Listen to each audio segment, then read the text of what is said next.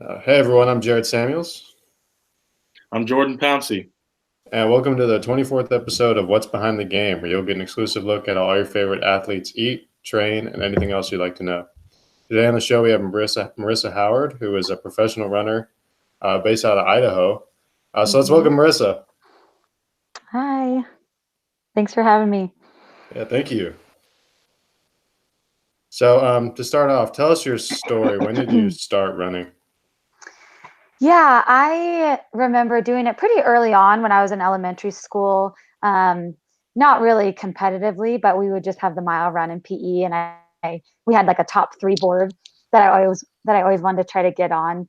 But I did competitive gymnastics until I was about 11, and then I played basketball and still did track in middle school, but didn't specifically focus on distance. I would do the mile, but I'd also do hurdles and high jump, even though I'm not very tall. um, but then when I got to high school, I wanted to do sprints because all my friends are doing sprints. And at our school, we did like a inter squad meet where you had to do 6 different events to see if there was like any hidden talent, like if people were like in the wrong event. And we were doing the 800, and I asked a girl, I said, what would be like a good time? And they're like, oh, probably like 3 minutes. And I think I ran 2:40, and they're like, yeah, you're not going to be a sprinter. You need to go to the distance. So that's kind of like a short version of how I got into distance running. Mhm. Cool. What was your training like growing up? And were there any like other sports besides running that you thought you might want to do when you got older? Yeah, I really enjoyed gymnastics. I really liked the routine of it, and I guess the rigidity of it. And I was pretty good at a young age. Knew I learned really quickly how much time it takes to be a really good gymnast, and the time your kind of peak years are really small. Like you either make the Olympics when you're 16 to 20 years old, or or you don't basically. Versus running, I graduated college when I was 23, and now there's women that are making Olympic teams like into their 40s. But yeah, so I did gymnastics growing up, and then I played basketball till my sophomore year of high school. So really didn't get running specific, I'd say, until my junior year of high school, which I think will hopefully help my longevity long term. Yeah, definitely. Did you just enjoy? You said your talent was in long distance running. Did you just enjoy that more as well? Yeah, I wanted to do like sprints, I guess, just for the social aspect because all my friends were doing it. But I guess once you start to excel and be good at a sport, I think you're naturally attracted to that. And I've had quite a few injuries in my career, especially in college. Um, and I remember I watched Logan's podcast and her mentioning like there's just something about being able to go out and run for an hour or 2 hours even, like without your phone and just be in nature. Um, there's just something about it, and it's something I really miss when I'm injured. So yeah, I love distance running. And speaking of college, where did you run in college? And what were like some of I your ran, favorite moments? yeah, I ran at BSU, Boise State, and some of my favorite moments. I mean, I guess the one that comes to my mind is when I really figured out that I could maybe do this at the next level. Going into nationals my junior year, I um, I think was probably ranked like 10th, maybe 12th going into the final. I ended up making the final, and then in the final I PR'd by like 15 seconds and ended up second. Um, and I remember the night before, my teammate had just become a national champion, Emma Bates. She won the 10K title. And I remember laying in bed and just thinking, like, why not me? Like, she can go out and do that. I train with her. Why can't I do that too? And I remember going into the last lap, I was in seventh. I was like, oh my gosh, I'm going to be an All American. And then I slowly passed 5 people on the last lap and ended up second. So that was a really cool and special moment. And my family was there. And I was married at the time. I got married pretty young in college, and so that was really special. And then probably another one was my senior year of college. We had a really good recruiting class that came in, and for cross country, we qualified to nationals as a team for the first time in Boise State history. And since then, I think that kind of set up these, these next couple of years of success that Boise State has had. So that was really cool to kind of lay that foundation for those young girls. So was it that race in particular, or was there another moment you decided you wanted to go and become a professional?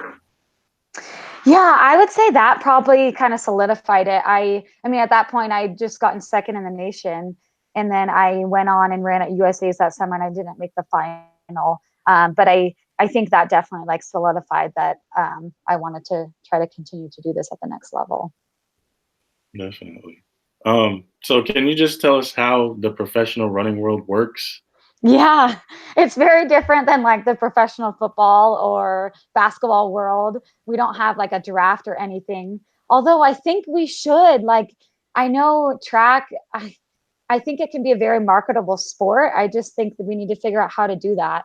But anyways, so coming out of college, I didn't get an agent, and sometimes I go back and forth of whether or not I should have gotten an agent, but I started talking to a company, Wazelle, and I was sponsored by them for 2 years, my first 2 years out of college, and then we decided to part ways. But so yeah, generally you graduate and some people can get sponsorship deals and some people don't.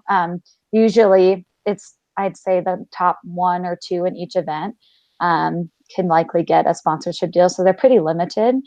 Or you have to move and join like a training group. And I was pretty established in Boise, so I decided to not do that. So I stayed in Boise, and basically we enter into college races sometimes, like we can run unattached or for our sponsorship. But you can enter into races, or there's just simply professional races as well. And then the goal every year is to make the world championship team, whether that be a cross-country team, an indoor team, or the outdoor team. And then obviously during the Olympic year, the goal is to make the Olympic team.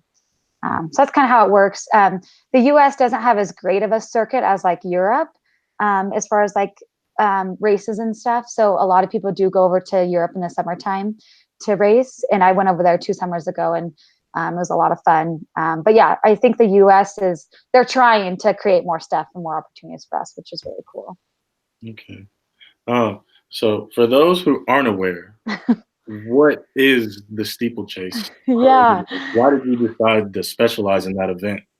Yeah. So the steeplechase, I believe it started off as like a horse's race. And that's when people hear it, they're like, don't horses do that?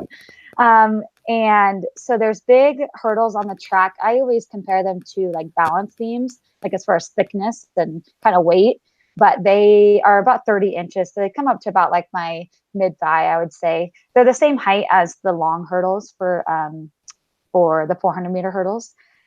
So they're not too high, but anyways, there's 5 hurdles on the track, and 4 of them you hurdle, and then 1 of them you step on it, and there's a water pit after the hurdle. So you kind of leap off of it.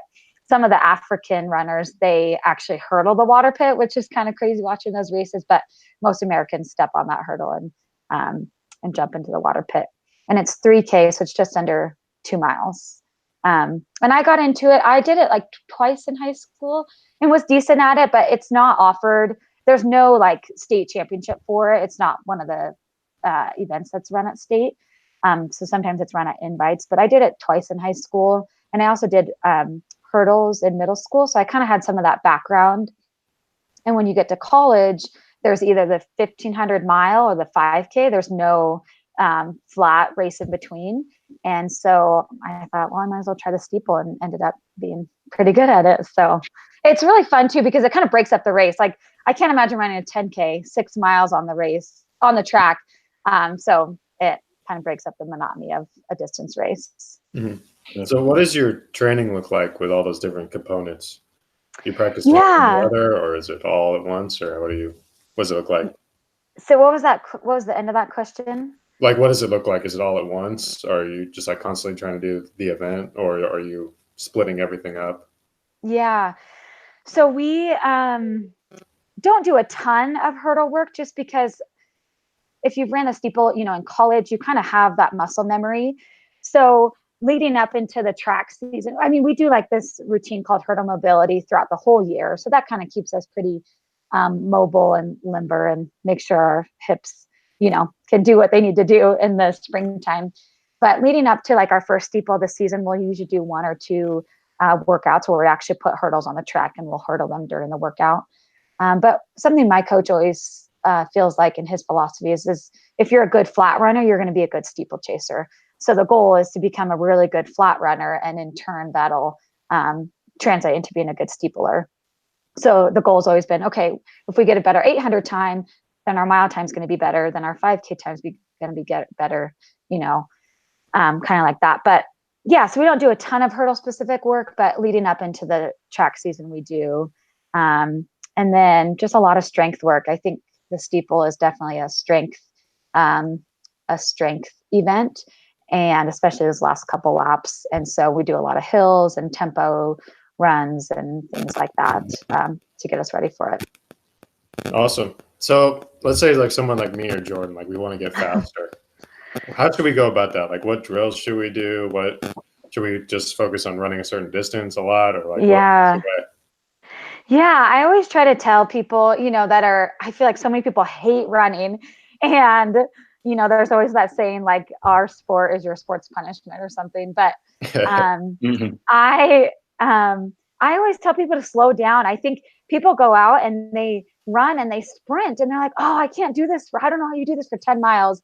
And it's like, I've calloused my body and slowly built up to 10 miles. I was never running this much in high school or when I was little. So I think slow and steady. And if you want to get faster, I think one of my good friends, she's actually been starting to get into running more, and we've just been giving her some easy little workouts, like, go out, do a little warm up, and then do 10 minutes of 1 minute hard, 1 minute easy. And then next time do 2 minutes hard and 1 minute easy. And so it's just all about like building up slowly. And as far as specific drills, I mean, I do weight room things. I think a good runner is a strong runner. And so, but I don't think there's anything specific, that you can do that's going to make you the best runner in the world. Yeah. Yeah. So I know as a football player, nutrition is like half the battle. Yeah. With running, you exert like probably more energy than I do. So Yeah. can you kind of give us your nutrition plan leading up to races, after races? Yeah. Yeah. So it's interesting, or it's kind of fun because I'm getting my master's in nutrition right now. So I've been, kind of learning the science behind why I eat what I eat. But I think something I always try to teach, I'm a high school coach as well, and something I always try to teach my athletes too is just to not be restrictive. I think there's a lot of eating disorders within distance running in males and females. And I think you're working your body so hard that if you want a cookie, you can have a cookie, but don't have 10 cookies, But it's really important to fuel right after workouts. There's kind of this 15 to 30 minute window where it's important to get some good carbohydrates and protein in your body. So I always make sure if I'm not running from my house, or, if I have a workout at the track, that I always grab a snack to eat before I get home, because then I'm less likely to eat that junky stuff when I get home, and I'm super hungry. And something else I do is meal prep. So usually early on in the week, I try to make some sort of like hearty salad or something that I can eat for lunch, just so it's ready and easy to grab. That's something I'm at altitude training with another runner, and we've been making like 2 or 3 dishes at the beginning of the week. So then when we come home from training, we can just have them right away. And then as far as post race, I don't like to use food necessarily as a reward, but I definitely do enjoy a good pizza after I have a hard race. So pizza and salad is kind of my favorite combo, and I'll even eat that before a race. But yeah, definitely afterwards. And I do love ice cream. I always tell my high school runners that your coach is a professional runner and she eats ice cream too. So yeah, it's important to have that balance. So in sports, we see, Kobe Bryant took a tap dancing class to help improve his footwork, and the boys down in South Florida, they chase rabbits through the sugarcane fields. Is there anything that you do outside of running that helps you, better yourself in your running career? Yeah. I mean, I guess the one thing that comes to mind is my faith is a big part of it, so that's something that I guess that I tap into outside of running. And I'm actually in a athlete Bible study, and we were dying laughing one time because we were talking about how before races, you're having to go to the bathroom so many times, like in porta potties and stuff. And we were talking about porta potty prayers where and I'm like, I thought I was the only one. And we were just all laughing so hard because we all do the same thing. But yeah, so that's a big piece for me is my faith and drawing on that. I think other than that, I do a lot of swimming with my training. I actually swim 5 days a week and only run 4 days a week because of just injuries I've had. And I think that makes me a better runner. I think my lungs have become a lot stronger from that.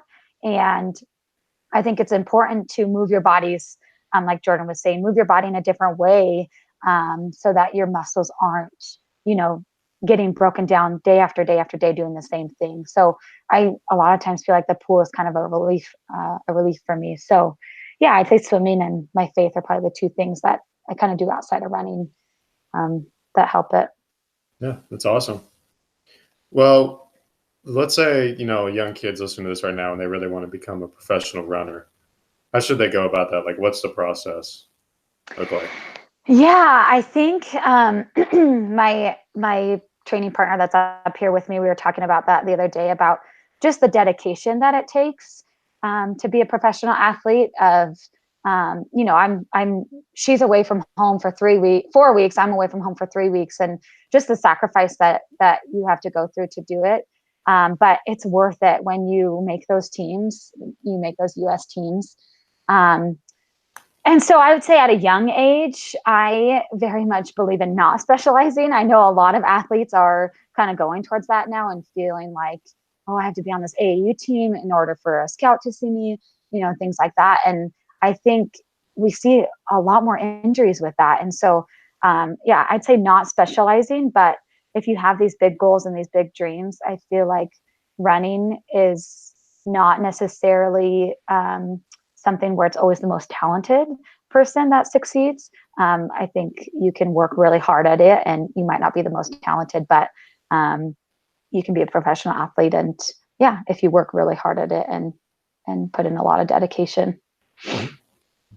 Would you have any other recommendations for young aspiring athletes to try to get to the level that you compete at? Yeah, I saw this from Logan's, so I was like, oh, I want to make sure I have some good points for this. But Yeah. something my husband and I always talk about is enjoying the process, because if you're not enjoying it and you're just so outcome focused, I think you can get really caught up in it.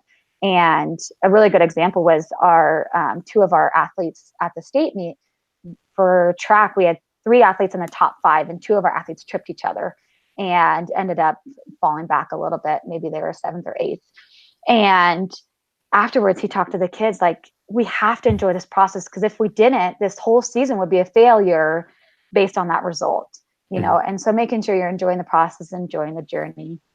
And then another thing that I learned this motto this year from one of my friends, just remembering that you get to do this and you don't have to do this. And like, instead of like, oh, I have to go do my swim this afternoon, it's like, no, I get to go do this. Like, this is a really cool thing. Not a lot of people get to say they're a professional athlete. And so really just embracing that. And then the last one is to not specialize. I always want to make sure I emphasize that. We had a kid on our team who played soccer in the fall, and he was on our cross country team. And the coach before us didn't like that he was kind of a dual athlete. And Jeff and I, my husband and I, just felt like we could never take that away from somebody, and have them look back and regret it and be like, gosh, I wish they wouldn't have made me quit soccer, And so if anything, I think it makes athletes better athletes. So those are kind of my 3, I guess. Awesome. Yeah, I just read a book called Range, and it talked about the importance of not specializing, kind of in everything, not just sports, but yeah, I think it's good. And I think I try to do that in running too. Yes, I'm a runner, but I'm also, I I'm a school nurse and I go to school, and I'm a coach. And so if running's not going well, that's not my end all be all, so I think it's important to have that balance in other areas of your life as well. I agree. Awesome. Well, thank you so much for coming on the show. Yeah. Thank Thanks you. for having me.